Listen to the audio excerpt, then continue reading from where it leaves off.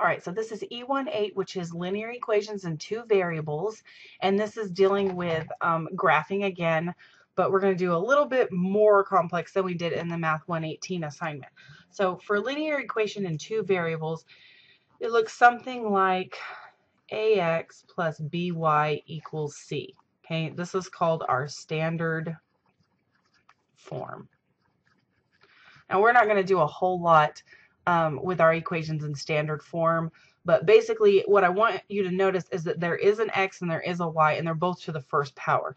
Now there could just be an x and there could just be a y, but you have to have at least one of them, and they're only going to be to the first power. Okay, so all be a straight line when graphed.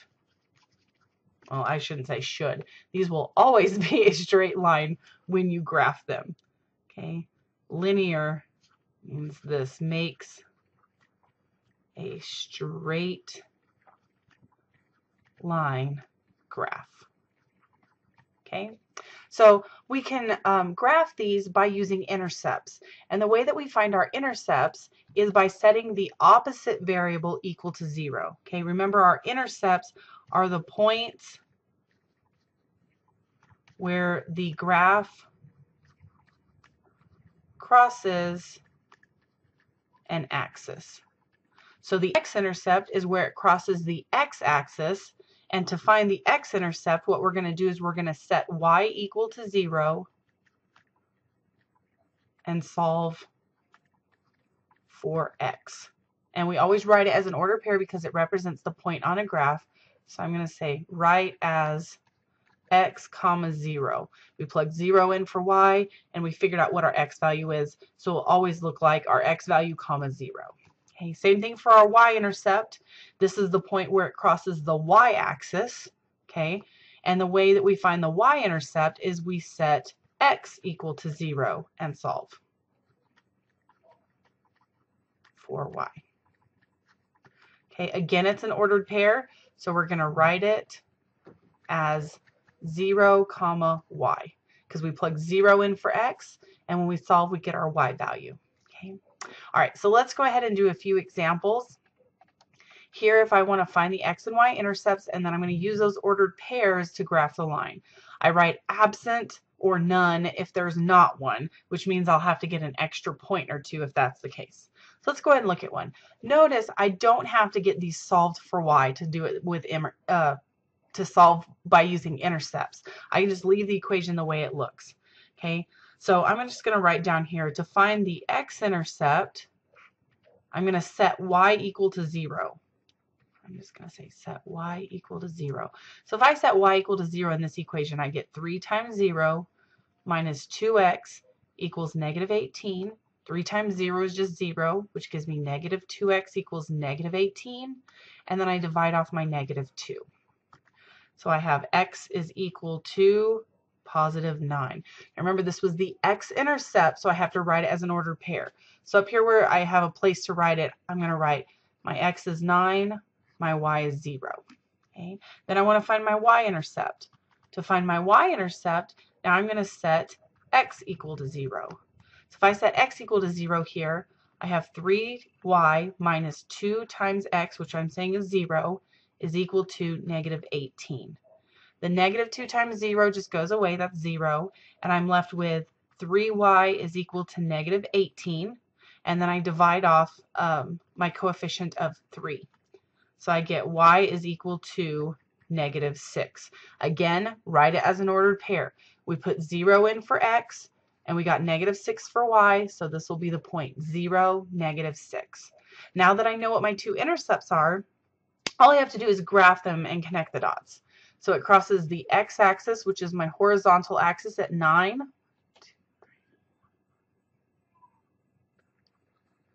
And it crosses my y-intercept at negative 6.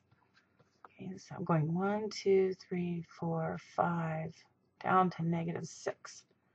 And then once I have my two intercepts, then I just connect the dots. Okay, not too bad. All right, so let's look at another one. Same idea here, still just solving for x and y intercepts. Again, to find my x-intercept, I set y equal to 0, When y equals 0, I have 5 times 0 equals negative 30x minus 60. 5 times 0 is just 0. It's equal to negative 30x minus 60. And then I need to solve. So I need to move either my x term or my constant to the other side. Really doesn't matter which one. So I'm going to add 30x to both sides,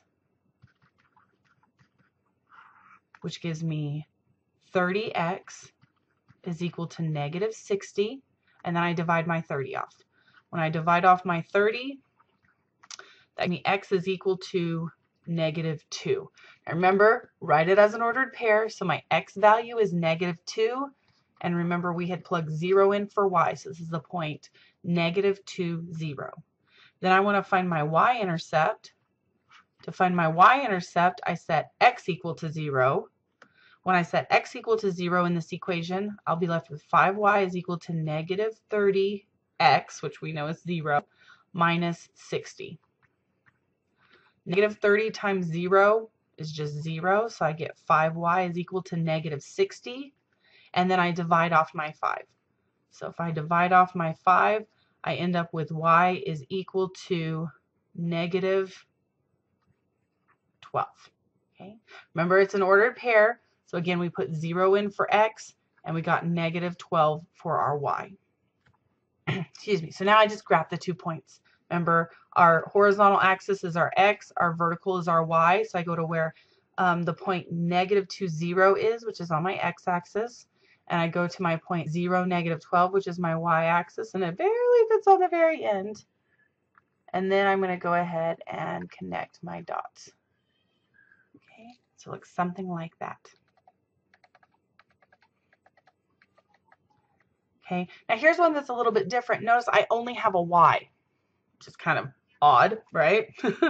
If I have only a y, then I can't really solve for an x-intercept, because notice when I look for my x-intercept, I make y equals 0. So here, if I do 2 times 0 equals 8, that says 0 equals 8, which we know is not true. Okay, so that means there's no x-intercept. None. Okay, so I'm going to write up here where it says x-intercept absent. Okay, if you just write none or absent, that's fine. I think on my math lab, it might even say no intercept or something of that sort. Okay, so I'm going to go ahead and solve for my y-intercept. To find my y-intercept, I set x equal to 0. Pen's being retarded.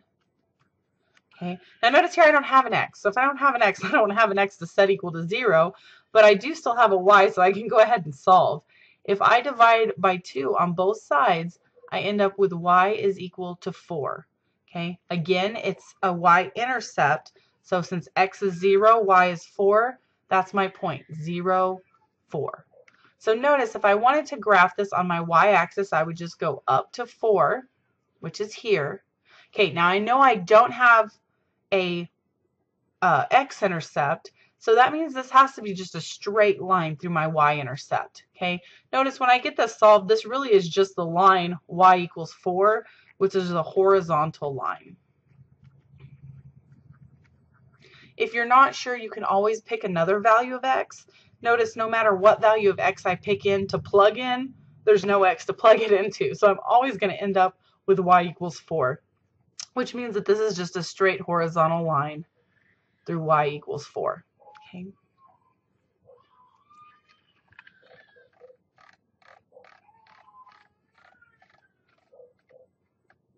All right, so there's one here for y'all to try. I'll give you a minute, and then we'll go over it, okay?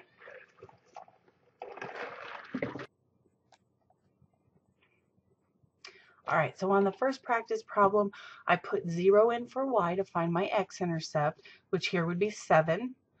Notice I multiplied by the reciprocal to get rid of the fraction.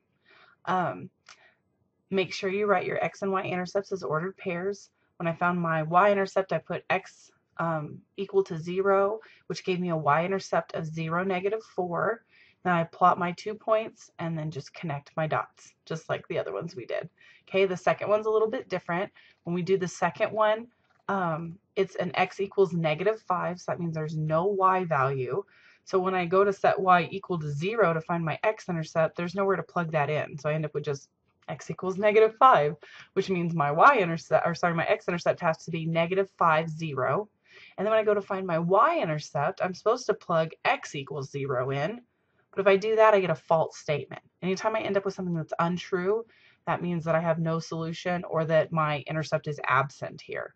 Okay, so I only have the one intercept, only an x-intercept, which means it has to be a straight vertical line through that intercept. Okay, so this means that I have a vertical line. Okay, you can plug in extra values for y, which in this case we won't have any to plug in, but if you needed other points on your graph, that's what you would do. Most of the time, if one of your x or y intercepts is absent when we're dealing with linear, that means that you either have a vertical or horizontal line. Okay, so let's go ahead and move on and talk about slope. How to find slope given 2 points, which I know if we have a graph, we could graph the 2 points and just count our slope, but sometimes our points are ugly and we don't want to have to try to count, or it's not possible for us to count the slope in between. Okay, so we have a slope formula, which is our rise over run, and slope is really just defined to be the change in y over the change in x. Okay, so our little formula here, y2 minus y1, that means I'm just subtracting my y's to see how much they changed, over x2 minus x1, which is just the change in my x's. See what's the difference. Notice if I do y2 minus y1, I have to do x2 minus x1. Okay, if your x and y sub 2's come first, do that first on both x and y. Okay, you can't do y sub 2 minus y sub 1 and then switch the order and do x sub 1 minus x sub 2. Okay, whatever order you start in, do that the same for both variables. Okay, so this is for any 2 points, x1, y1, x2, y2. Okay. All right, so let's go ahead and use this formula to calculate some slope. So here I'm going to go ahead and label them. This first point would be x1, y1. Second point would be x2, y2. So if I plug in my slope formula, it says I do my second y, which is 1, minus my first y, which is 8, divided by my second x, which is -2, minus my first x, which is 1. And then I just simplify. So I end up with -7 over -3, which simplifies to just 7/3. So my slope here is 7/3. Okay, let's look at another one. This one, same thing. I'm going to go ahead and label them x1, y1, and x2, y2. My slope is defined as my second y value, which is 6, minus my first y value, which is 3, divided by my second x value, which is -3, minus my first x value, which is also -3. So notice what I end up with on top is 6 minus 3. On bottom, my double negatives become positive, which means this one would end up giving me 3 over 0, which in this case is undefined. Undefined.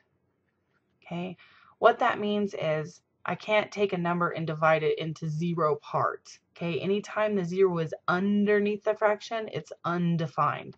So notice what's happening. If I just highlight here, I have the same x values, and the only way that I can have the exact same x values and different y values is if this is just a straight line through that x value. Notice if I wanted to plot these points, I would go to where x is -3, and I would go up to +3, and then I would go to where x is -3, and then I would go up to 6. So notice this is going to be just a straight line through x equals -3. Okay, so anytime you have an undefined slope, that tells you that you're going to have a vertical line. Okay, let's look at our next one. Again, here, our slope formula, I'm going to go ahead and label x1, y1, and x2, y2. My slope formula says to do the change in my y, so second y, which is 1, minus my first y, which is 1, all over my second x, which is 9, minus my first x, which is 1. Okay. 1 minus 1 on top gives me 0. 9 minus 1 on bottom gives me 8, but it doesn't matter because anytime 0 is on the top, it just equals 0. Okay, this is another special case. Notice what's happening here is the variable that's not changing is our y's, right? Anytime our y values are the same and our x's are different, this tells me that I have the same y value for every point on this line, okay?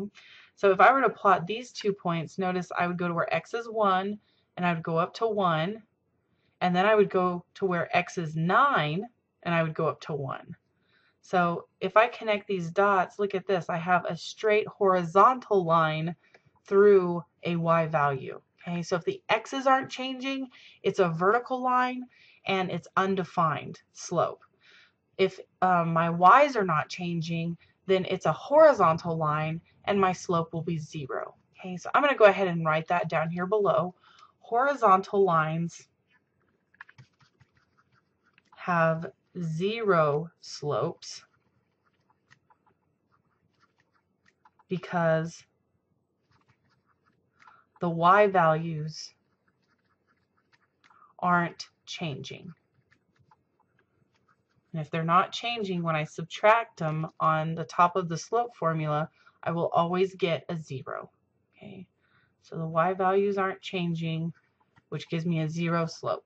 Okay, vertical lines have an undefined slope, have undefined slopes because the x values aren't changing.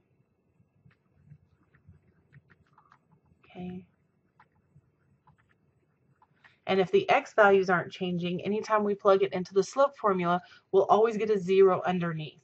If the 0's underneath, it's undefined. Okay, so anytime they give you something about find the equation of a line with a 0 slope or find the equation of a line with an undefined slope, anytime you see either one of those special slopes, you know you're looking for just a vertical or a horizontal line. Okay. All right, so let's go ahead and look at slope-intercept form, which if you're in Math 118, you saw this already. Slope-intercept form is always solved for y. So I'm going to go ahead and say solved for y, which makes it looks like y equals mx plus b. Okay, and I'm just going to put where m is our slope and b is our y-intercept. Okay, which is really nice. Once you get it in y equals mx plus b form, your coefficient on your x term is your slope and your b term is your y-intercept, which again you want to write as an ordered pair. Okay, so let's go ahead and looking at writing equations in slope-intercept form and then using that to identify what the slope is and what the intercept is. So on this first one, if I want to write it in slope-intercept form, that means it needs to be solved for y. I want it in y equals mx plus b form. So I'm going to go ahead and add 5x to both sides, which gives me negative 4y is equal to 5x plus 20. And I wrote the x term first, obviously, because we want it in y equals mx plus b form. And then I just divide off that coefficient of negative 4. If I divide off my negative 4 on each term for easy simplifying, I have y is equal to negative 5/4 x minus 5. Okay, so again, I'm looking for two things. I'm looking for my slope and I'm looking for my y-intercept. Okay, here this is my slope. This is my m, my coefficient on my x. I don't need the x, just the number part. Okay, so here my slope is negative 5/4, and then I look for my y-intercept, which is my b term. Remember, your y-intercept, you always ordered pair. So this would be the point 0, negative 5. Okay, let's get another one. Same idea on this one. Now this next one, I have to do a little bit of simplifying first. I'm going to go ahead and distribute that 3/8 to get rid of the fraction. So I have y minus 9 is equal to, if I do 3/8 times x, I get 3/8 x. If I do 3/8 times 4, remember this is like 4 over 1. So 3 times the 4 gives me 12 on top. 8 times the 1 gives me an 8 on the bottom. And then I'm going to go ahead and reduce that. So I have y minus 9 is equal to 3/8 x plus, excuse me, both top and bottom are divisible by 4. So I end up with 3/2. Excuse me. To go ahead and solve for y, I need to move my 9 to the other side. So I end up with y is equal to 3/8 x plus, now here in order to combine these, I'm going to need a common denominator. So I'm going to go ahead and just write them out side by side. This is 3/2 plus 9 over 1. Common denominator would be 2. So I'm going to go ahead and write both of them with a denominator of 2. 3/2 already has a denominator of 2, so I need to write 9 over 1 with a denominator of 2. In order to do that, I would need to multiply on top and bottom by 2. Okay, so when I do that, excuse me, I will end up with 18 over 2. Okay, and 18 over 2, when I add that to my 3 over 2, gives me a lovely 21 over 2. Now, even though that's really ugly, we're just going to leave it as a fraction. It's fully reduced. There's no common factors. So now I can go ahead and identify my slope and my y-intercept. Here my slope, remember, is the coefficient of my x term, which means that my slope for this line is positive 3/8. And then my y-intercept is my b, or my constant term, which in this case is 21 over 2, and we write it as an ordered pair. So this would be the point 0, 21 over 2. Okay, makes sense? Okay, so there's one on the next page for y'all to try. I'll give you a minute and then I'll work it. Okay.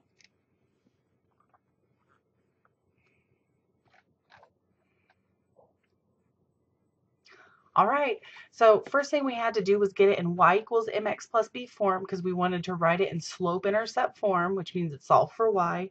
So I moved my constant term over so I could combine them. Then I moved my x term to the other side. And then once I have my y term isolated, I just divide off the coefficient. When I do that, it gives me a slope of -2/5 and a y-intercept of 0, 4/5. Okay, everybody okay? So now you should be able to do your homework for E1.8. Let me check and see if there is a worksheet. There's not a worksheet, so it's just E1.8, which should be a regular homework assignment in my math lab. Let me know if you have any problems. I'd love to help.